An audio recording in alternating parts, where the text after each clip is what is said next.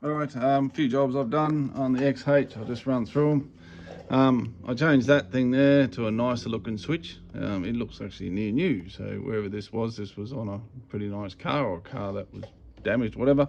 So anyway, to replace it, it's quite straightforward. You just take that thing off, pull the little cover off there, and then you'll see a little plastic around 3 centimeter round cylindrical section, which is this thing here. So which is that, you'll see it. Just get a screwdriver underneath it and gently pull that out. Once you've got that, then you'll see a ring about 2 centimeters round. Get a screwdriver on the little lips of the ring and just give it a gentle tap, and the ring will actually come off, which will then release this mechanism out the back. So of course that's got to be done off with that removed. So yeah, it's pretty easy. 2 screws up the top, and there's 2 mongrel screws underneath here. They're a bastard to get to, and even worse to get back in.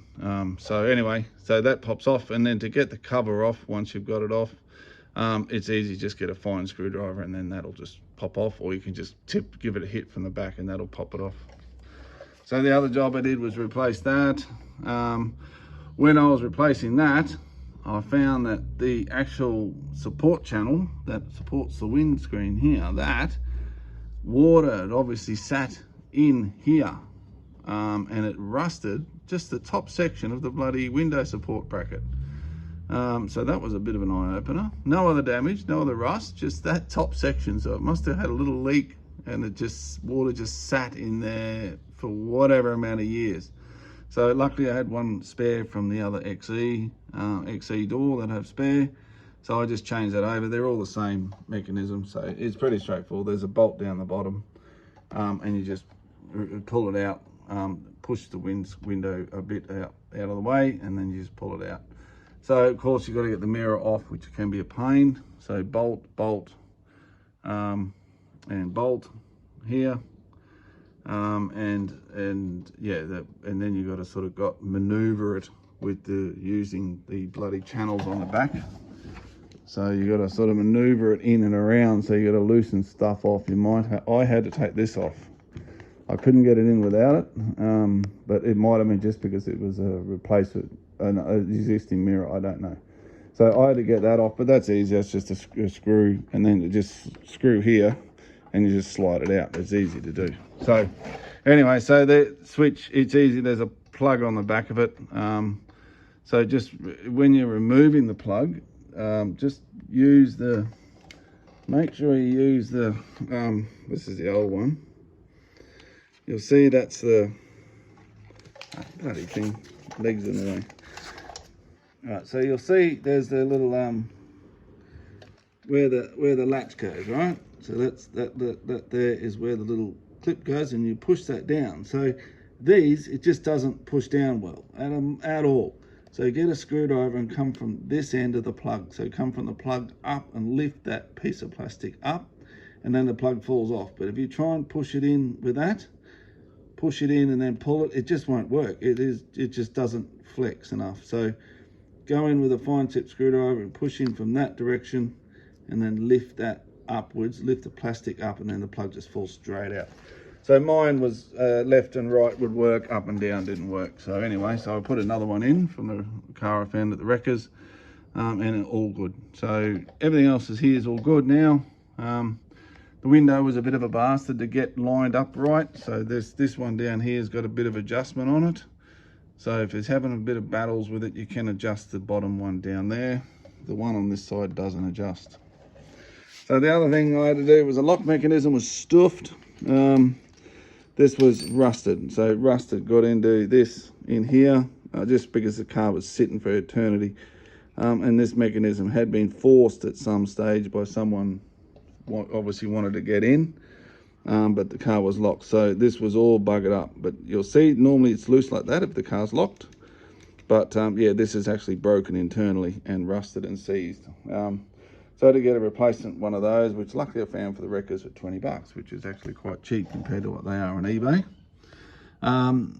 So to replace them, I don't know if other people have done it on YouTube, I don't know, but I'll just quickly go through it. Undo that, and there's a lever on the back. You just pull that up, Secondly, undo that, get that out of the way, get those out of the way, undo it so they just sit there loose. Then you'll have to undo the handle. You'll see the handle up under there. There's 2 bolts on the standard handle, same as the earlier models. Take the 2 bolts out, and then you'll see the little plastic clip. That's the difference on these ones. There's a little plastic clip, and then you just get a screwdriver, a fine tip screwdriver, and push those 2 little divots in, and then that just pushes out of the way. So that'll free that. And then with the lock mechanism, you'll see it's pretty straightforward. There's a little cut in there, and you just get in the screwdriver and just push that out of the way. That's easy. And then you use get rid of the window support. So obviously the window's got to be up. Get rid of that window support, and you just pull that thing down, pull it down, and pull the baler channel out of there. And then you just loop the baler channel up into here to get it out of the way. So once you've done that, you've got to disconnect the actuator, if it's got one, that is. So to disconnect the actuator, you'll see there's a little, there's 2 holes on this one, 2 holes you'll see, and the actuator goes in the bottom one. So yeah, so once you've got the thing disconnected, once you've got it disconnected, you've got to turn it 108, well basically 90 degrees. So you'll get it in that position. See the green one there, and you'll have to turn the whole lock mechanism.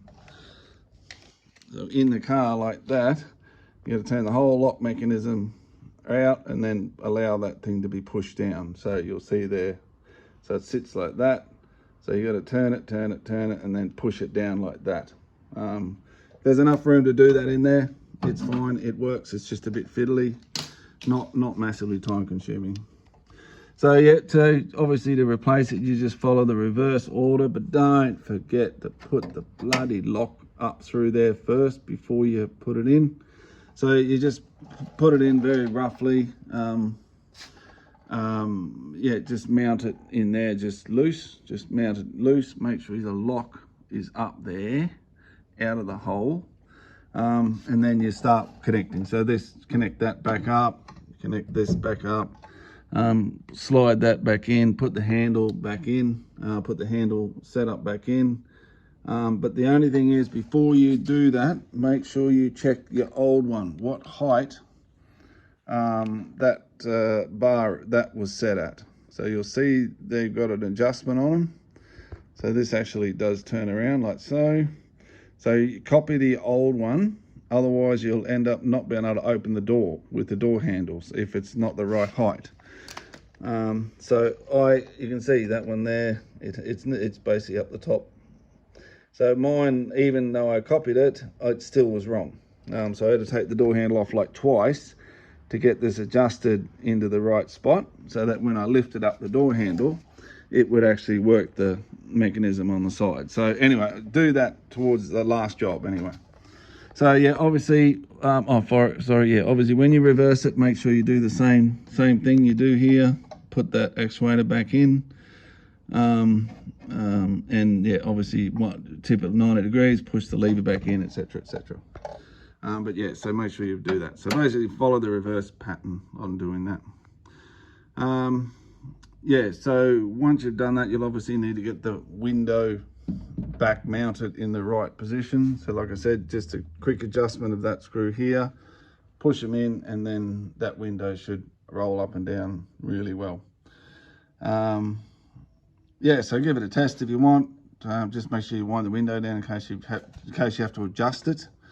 So like I said, if the adjustment, if it's adjusted off the car, you'll see you can either lock it in that position. I'll just unlock it. See, it clicks out.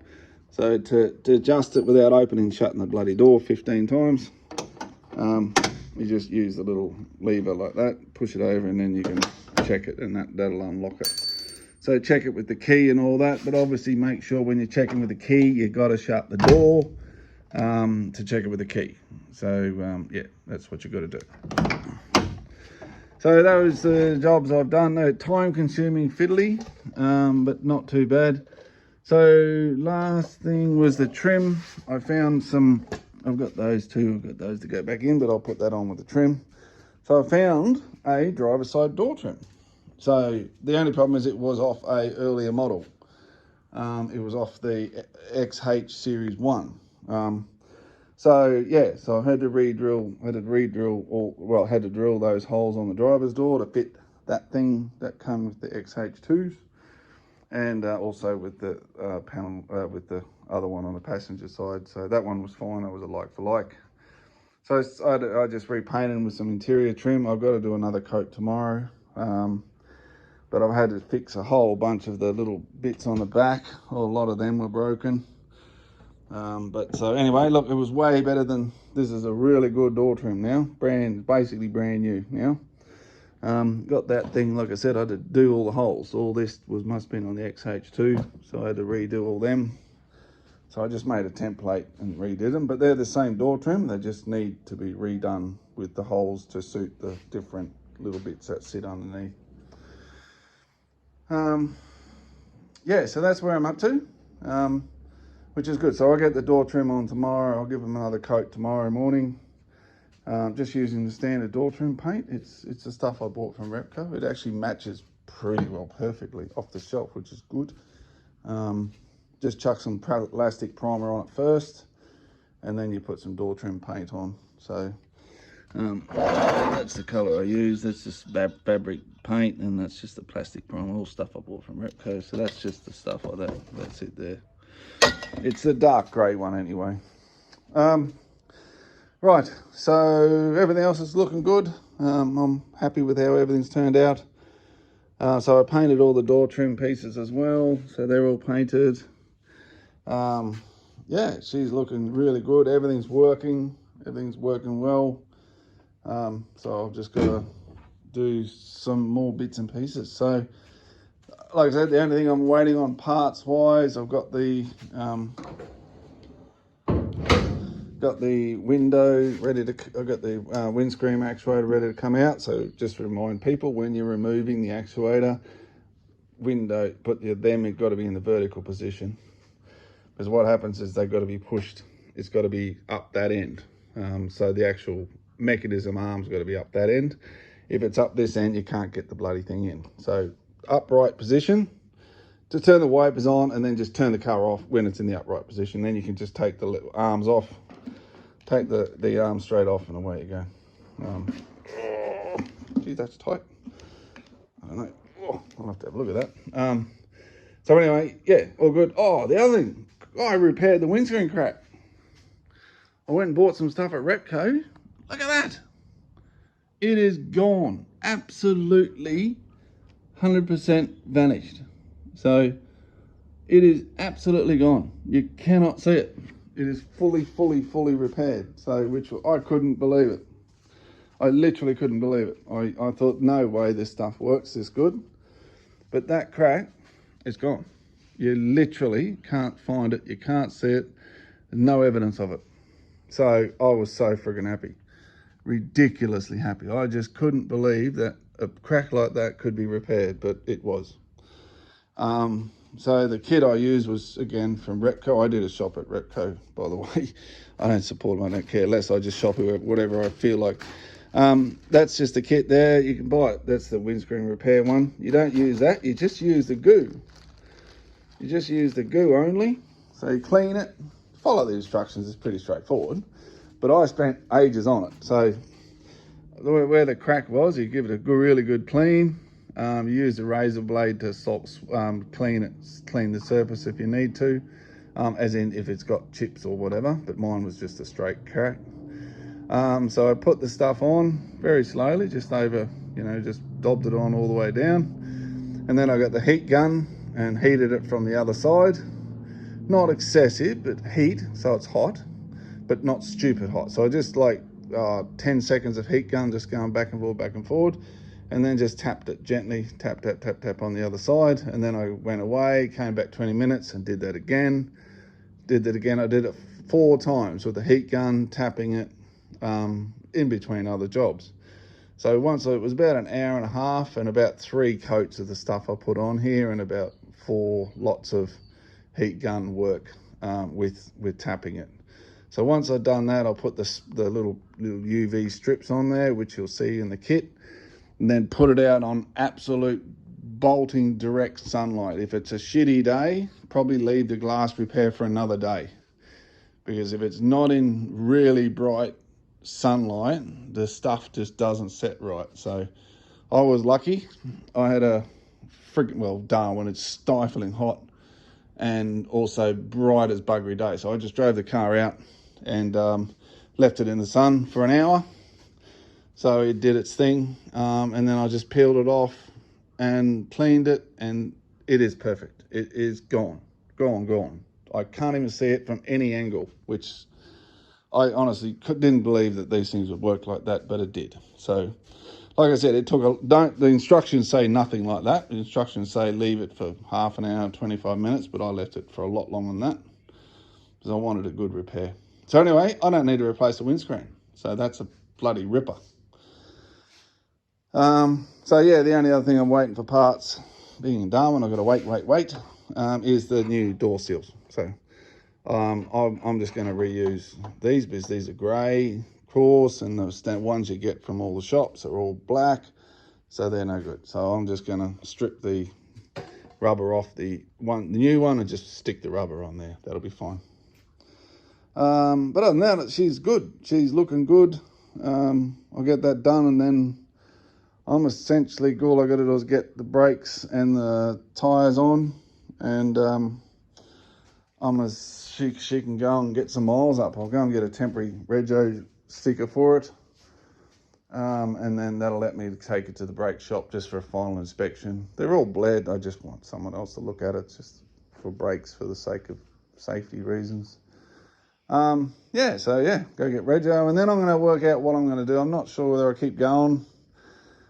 It's just that it's a 99 model. I've looked for like nearly 18 months and they just don't come up for sale, the panel van in 99. So I'm a bit wary about having a bit of a play with it, or whether I pass it on to somebody else. Anyway, all the hard work's done. So if someone does want to grab it in the future, then it's easy, very easy to pull doors off, pull trims off. All this has all been pulled apart, so very easy to pull apart and jam some paint on there. You know, you'd have to do one more lot of filler over it just for the hell of it.